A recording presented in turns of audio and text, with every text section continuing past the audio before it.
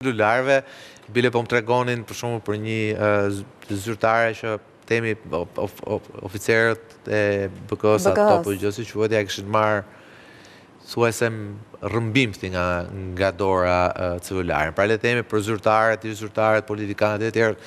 Në fakt këtë është e celularve tashmë është pak... Ndjes, nuk i marrin me vete, ose ata që i marrin telefonat e kalamajve. Të dytë ose të tretë. Të dytë ose të tretë. Pra le temi, për në gjithë, është një indikator për temi gravitetin e situatës për personat e përfshirë në këtë ngjarje. Unë personalisht mendoj që pavarësisht Mehmeti Zoti Basha mund të ndëshkohet për pa aftësinë e tij, për temi për mos reagimin e tij. Për mos veprim, nëse mund të hetohet, për veprim nuk i takon atij përgjegjësia. Jo, i takon përgjegjësia, por nuk e shoh atë që ta ushtroi këtë lloj përgjegjësie. Unë besoj edhe ti e di shumë, krimi do dhe i farë burrirje, me thënë vërtetën.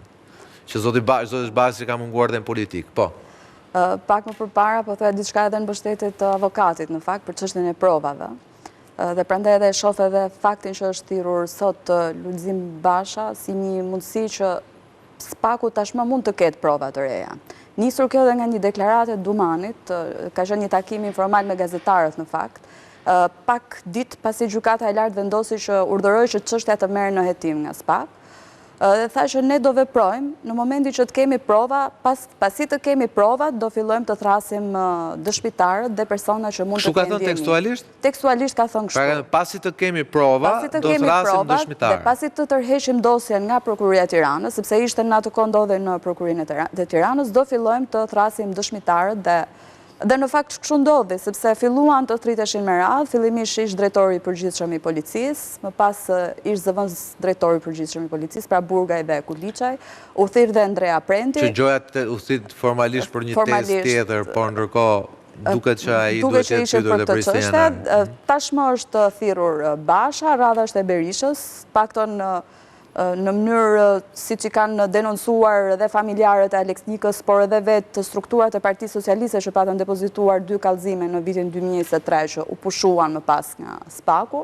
Dhe kjo do të thotë që realisht pas ka prova, do ketë prova të reja dhe me shumë mundësi ka, që do filloj, do bëhet diçka konkrete në lidhje me këtë dosja. Tani për shkuarjen e Bashës. Ja, vetëm vini një sekondë që... Vetëm diçka në fakt edhe në korrikt vitit 2024, kur është thirrur edhe bashkëshortja e të Nderit Nika, por edhe Xhaxhai, ato gjatë deklaratave që kanë bërë në SPAK kanë thënë se kemi dorëzuar edhe prova të reja, pra kur janë paraqitur pas regjistrimit që bëri edhe SPAK me procedimin penal për 21 janarin, deklaruan se kanë prova të reja.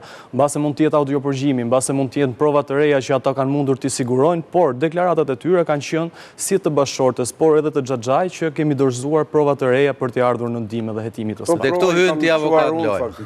Unë i kam çuar provat, sepse unë kam bërë memorien atje. Ata mi kanë thënë mua çfarë pretendime kishin, edhe unë i kam finalizuar me një memorie që e kam çuar SPAK-ut, krahas tjerave ne kemi çuar edhe që përveç provave të tjera dhe kështu dokumentare, po kemi çuar edhe që të pyetet edhe ish presidenti Bamir Topi, kemi kërkuar si dëshmitar, kemi kërkuar edhe ish prokurorin e përgjithshme, sepse kemi konstatuar që me të vërtet, më thënë ajo fillimisht e mori seriozisht çështjen, po pastaj ka patur dhe ajo devijimet e veta në këtë proces. Pa e thonë që dhe Ina Rama Po, ka patur devijime. Etleva, kjo që thotë Fatosi, pra mund ketë 2 çështje paralelisht që ai mund të hetohet për të njëjtën dosje, pra por si ndodhi 20 janari dhe më pas si u fsheh 20 janari? Edhe si ndodhi dhe në fakt është... Është pjesë e dosjes, dy vepra penale konkurojnë ato me njëra tjetër. Dhe cila është vete, cila është më e rënda, cila parashikon dënimin më të madh. Po, ka dhe më shumë. Po se në fakt, thelbi i kësaj dosje dhe këtij hetimi nuk është më se kush qëlloi, sepse kush qëlloi pak a shumë u mor vesh. Pavarësisht se ekzekutori është ekzekutor. Morën dënimet minimale 2 persona, atëherë ndonse prokuroria kërkoi më shumë, por edhe akuza ishte tjetër, gjykata ndryshoi edhe akuzën dhe edhe vendime tjera. Tashmë nuk po hetohet më se kush shëlloi, po kush urdhëroi, pra nuk është çështja vetëm atyre që ju mor jetën protestuesve. Po se në fakt u mor shumë kjo ideja që kush e vrau Alex Nikën. Në fund fare, rëndësi ka kush e urdhëroi vrasjen. Mund të ishte kushdo nga ata që mund të kishte shëruar. Ekzekutori është grup, është një pjesëtar i organizatës kriminale. I tha Andrea Prendit, sepse edhe Andrea Prendi nuk besoi që e ka thënë nga mendja e vet, paktën siç del në audio një pjesë cilën e kemi dëgjuar, që thotë qëlloi drejtën në trup. Pra nuk besoj se ai këtë e ka thënë nga mendja e vet, sepse nuk pa ja thënë dikush tjetër. Por edhe fakti pastaj, siç thotë edhe Fatosi, që është edhe fshehja, zvarritja. Po problemi është që neve kemi qenë vetër protest, ju keni qenë, të gjithë jemi dëshmitar okular. Unë kam qenë në radhën e parë, atje. Të shtënat, në momentin vrasjes, ndodhi pas shpërnda turma. Pikërisht, ne ishim organizatorët e protestës, ishe kryetari i Partisë Unitetit Kombëtar dhe jam, edhe ishim pjesë përbërëse, domethënë e grupit, ku mblodhëm me Ramën e qartame, si do bësh protesta e tjera me radhë. Çdo gjë, domethënë jam dëshmitar okular vet i asaj ngjarje. Pra e mund të thirrën edhe si dëshmitar i asaj ngjarje. Po, kam, domethënë jam realisht. Dhe Andrea Prendi ne kemi parë vet aty në protest që ai jepte komandat e gjitha. U thirr dhe shkoi në zyrë pa u bërë asnjë dhunë nga policia ose nga garda. Nuk ishte deri në atë moment asnjë gjë nuk ndodhi. Ai u thirr tek zyra e kryeministrit. Dhe nga zyra e kryeministrit ai doli me sytë e enjtur. Doli dhe i qarmatosur, s'kishar, ja morën edhe pistoletën.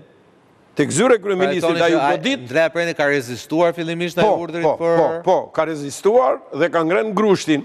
Dhe ne dim, ja kemi dhënë Spakut edhe emrin e atij që e grushtoi, atje brenda. Ja kemi dhënë. Kush e grushtoi? Ja kemi dhënë. Ja keni dhënë? Na grupi zjarrit, edhe i thashun ca emrat grupit zjarrit këtu edhe njëri nga ata. E ka gotitur, ju e ndë syri, e qarmatosën, ja hoqën edhe pistoletën, e i thanë shkoj jep urdhin ose ndryshet... Pistoletën që më pas dhe dyshohet që mund të jetë përdorë të... Po pikërisht, po pas e përdorën ata. E përdorën, nuk e përdori kuj, e përdorën ata pistoletën e tjera. Martin, vendoset drejtësia nëse... Dhe do të thosh edhe diçka, sepse po abuzohet shumë, madje edhe SPAK, sikur, jo SPAK, o prokuroria e Tiranës, e zvarriti këtë çështje, madje e quajti që kemi ngecur, sepse nuk dim na ka dal plumbi të përcaktojmë armën e që vrau Alex Nikën. Është një turp, ja, urdhëroni. Ja, ky është Andrea Prendi, urdhëroni. Ai kur u futën zyre kryeministri, Kjo është me 23 mars, po. Ishte s'kishte vajti janar, është 2 vajti sakta atje edhe doli kështu. Tani, problemi është që ekspertimi i kësaj e kanë quar gjoja në Turqi ose e kanë quar, thonë Italiet gjitha. Nuk dua ta banalizoj, por e di që ata të Spakut e di që punoj ditë për ditë me ta për çështje e tjera dhe kam quar shumë dosje edhe këtë ditë 1 janarit të përgatitur nga ana ime, që këtë ekspertimin e kësaj arme nuk ka nevojë në vend as në Turqi, as në Itali e tjera, e bëj unë. I kam gjitha llojit e mekanizmave për ta mberë dhe për ta nxjerrë në cila armë ka dalë. Shkencore, u jap formulën të plot, u jap mekanizmat, si bëhet e ta bëjmë këtu në Shqipëri, atë. Pra i thoni s'ka pasur vullnet edhe nga autoritetet prokurorisë për ta hetuar çështjen. Martin, megjithatë në këtë pikë unë mendoj të paktën që Strasburgu i dha një zgjidhje kësaj dilemës pistoletës. Pra, jo është ndruar pistoleta, jo plumbi. Strasburgu ka dhënë pikat mbi bashkë me mos u merrni kush e ka shkrehur këmbën, merrni kush e ka dhënë urdhrin. Në këtë moment mendoni që drejtësia vendoset nëse zbartet zinxhiri i komandës? Po besoj që po. Fakti që kemi një revolucion në evolucion e akuzave nga qoftë edhe nga vetë ai që ka qenë kryeministri i Shqipërisë, Sali Berisha, ku dikur tha që protestuesit i kanë vrarë veten me pistoleta çadër, gjerë tek fakti që e ka pranuar që është krim shtetëror. Unë kështu e di të paktën edhe vetë. Po, ai e ka pranuar që ata po kalonin tha gardin dhe... Jo vetëm aq, po urdhëroi ekspertët atje mjeko-ligjor, i urdhëroi. Mjekët e spitalit dhe u tha atyre që konkluzionin nxjerrin që janë qelluar në afër. Po pra, ne kemi parë dhe ata shu e bën aktin e ekspertimit. Dhe prova më bindse pastaj. Po kanë dalë në televizion. U dha urdhër ai. Më bindse është që këta dy mjek Ai njërin e bëri kandidat për deputet në Kuks, e tjetri kandidat për deputet u zgjodh deputet Berat. Tani të dy këta mjek. Të vdekurit nuk mund të flasin, po dëshmitarët e gjallë është Fatos Mahmudaj tani, e tregon vetë peripeci që ka heshur për të bërë ekspertizën mjeko-ligjore të dorës që e kishte me plagë arme zjarri. Po s'tjeprin edhe nuk të qasin spital. Nuk e pranonte njëri, nxirrin justifikime. Do gjë u bë ilegale. Ne flasim kot, tu duhet flas Fatosi, ja ku e kemi. Po, Fatos, tani ta mbyllim aty ku e nisëm, me ty.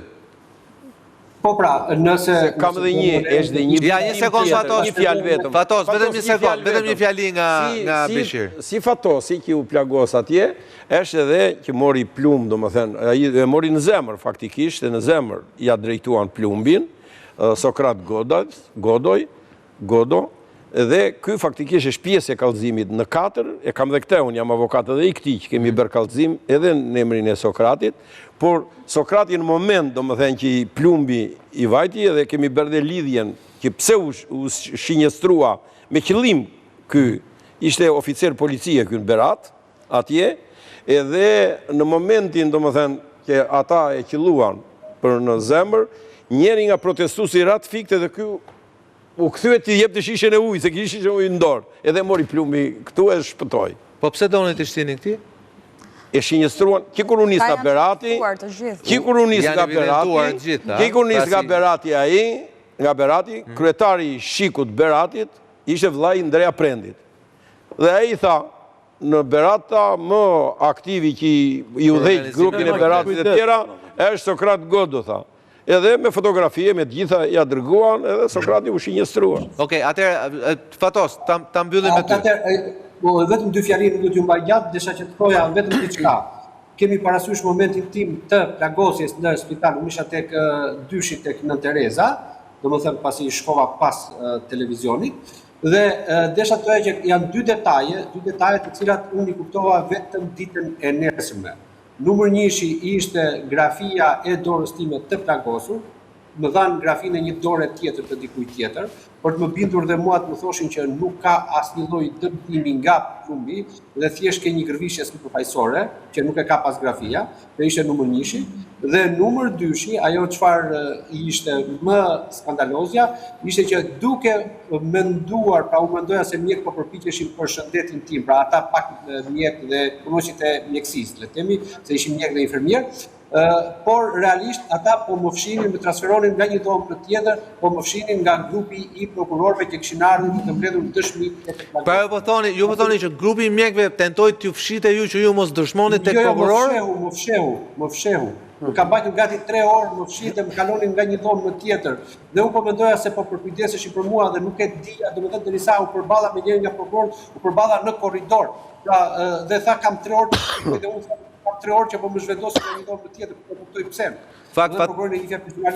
Fatos, sa më shumë e hap dosjen e 21 janarit dhe këto detajet vogla që ju thoni, aq më shumë bindemi ne që çfarë ndodhi para, gjatë dhe pas 21 janarit sigurisht nuk ishte rastësi.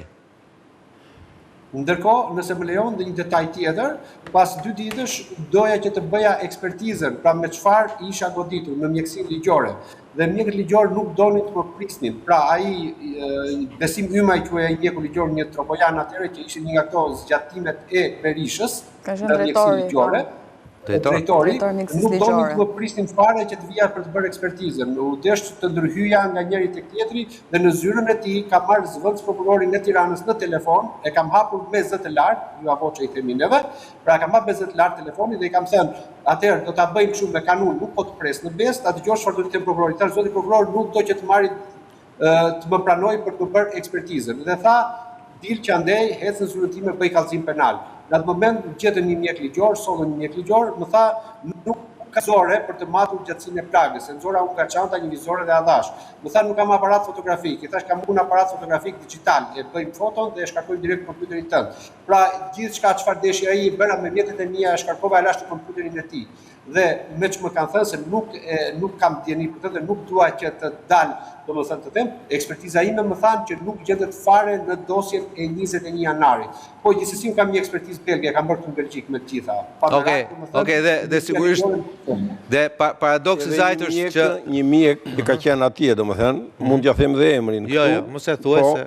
Jo, mund t'a meritalizoni dhe vetë juve. Më thot që ishin 100 plagosur, i kemi mjekuar ilegalisht se shiku i merte dhe i arrestonte. Kush vinte i plagosur, arrestohej. Oke. Nga shiku. Atëherë, ta mbyll të gaj që tha Fatosi... Edhe besim ymaj, më thonë, ky prap, është ekspertot që ka qenë edhe për 21 janarin, edhe për Gërdecin, po ky thot, Dora e Saliut ishte edhe për Trebickën atje, është i njëjti. Oke, mbetet vetëm këtë qënë dhe eksperti ligjor i vetë vrasës me të shehu. Po. Oke, me gjatë Fatos, ta mbyllim seriozisht, sa më shumë që ti flet, aq më shumë bindemi si njerëz thjesht, pa u futur fare në detaje që ajo që ka ndodhi para gjatë dhe pas 21 janarit, sigurisht nuk ishte një gjë e pa organizuar, e që organizuar pa dyshim që kishte një fillim, një vazhdim dhe një fund. Sigurisht ka patur edhe një regjizor.